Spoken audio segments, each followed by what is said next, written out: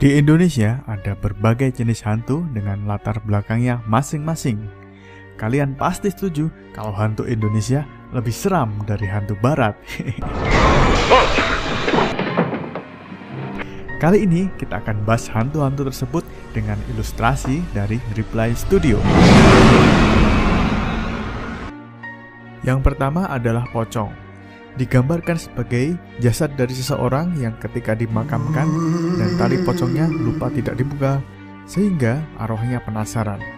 Lalu dia bergentayangan mencari orang yang mau membukakan ikatan talinya. Di film-film kebanyakan digambarkan berjalan dengan loncat-loncat, tapi katanya yang asli melayang-layang loh. Wah, lebih ngeri kan? Yang kedua adalah kuntilanak.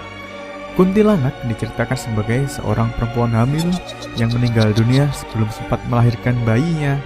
Kasian banget ya. Digambarkan berambut panjang dan mengenakan baju berwarna putih. Tanda awal penampakannya adalah mulai terciumnya harum bunga Kamboja. Rumornya, senjata untuk melawan kuntilanak adalah paku, pisau, atau gunting.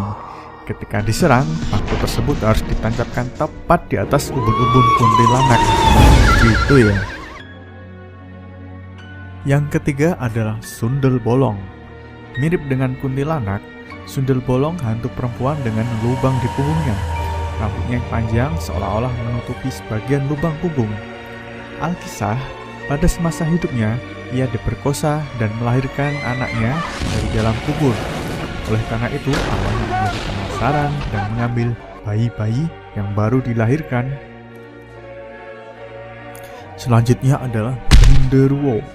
Dikenal oleh masyarakat Jawa sebagai makhluk halus yang berwujud tinggi, besar, dengan bulu lebat di seluruh tubuh.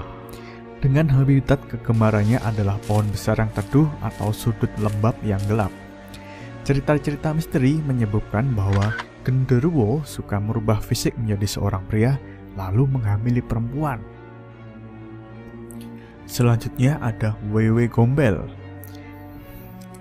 Legenda mengatakan bahwa Wewe Gombel dulunya adalah wanita yang karena mandul lalu ditinggal suaminya berselingkuh.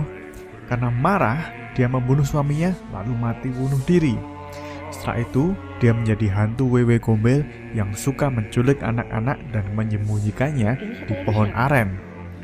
Percaya atau tidak, adik iparku dulu rumornya pernah diculik loh, dan setelah dicari ditemukan di sebuah pohon. Untung bukan aku.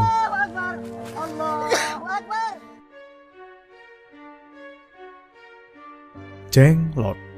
Hantu yang berukuran kecil, sekitar 10-17 cm, berkulit gelap, berwajah seperti tengkorak, bertaring, serta memiliki rambut dan kuku yang panjang. Jenglot ditemukan di beberapa wilayah di Nusantara, misalnya Jawa, Kalimantan, dan Bali. Jenglot dipercaya memiliki kekuatan mistis dan memakan darah manusia. Kabarnya juga, jenglot tidak akan bergerak jika ada orang yang melihatnya. Selanjutnya ada hantu dengan 3 nama berbeda, Leak, Kuyang, atau Palasik. Berbeda namanya menurut asal daerahnya masing-masing. Sebenarnya bukan hantu murni, tetapi manusia dengan ilmu hitam tinggi. Ketika malam, menjelma menjadi sosok kepala melayang-layang dengan organ-organ tubuh bergelantungan, mencari mangsa janin untuk menyempurnakan ilmunya dan bisa hidup abadi. Nah, ini hantu lumayan populer, tuyul. Digambarkan sebagai hantu berwujud anak kecil atau balita berkepala gundul yang suka mencuri uang. Konon tuyul berasal dari janin seseorang yang mengalami keguguran atau bayi yang meninggal ketika lahir. Beberapa cara untuk menangkal tuyul masuk ke dalam rumah, diantaranya menggantung anak kepiting sehingga tuyul lupa tujuannya dan bermain-main dengan kepiting tersebut. Selanjutnya adalah babi ngepet. Babi ngepet merupakan jelmaan dari seseorang yang menuntut ilmu hitam untuk mencari uang atau perhiasan. Hanya dengan menggesek-gesekkan tubuhnya ke dinding rumah, barang-barang si pemilik rumah seperti uang, emas, dan perhiasan pun raib dibawa oleh babi ngepet. Ritual ini dilakukan oleh 2 orang. Seorang lainnya harus menjaga lilin ritual agar tidak padam.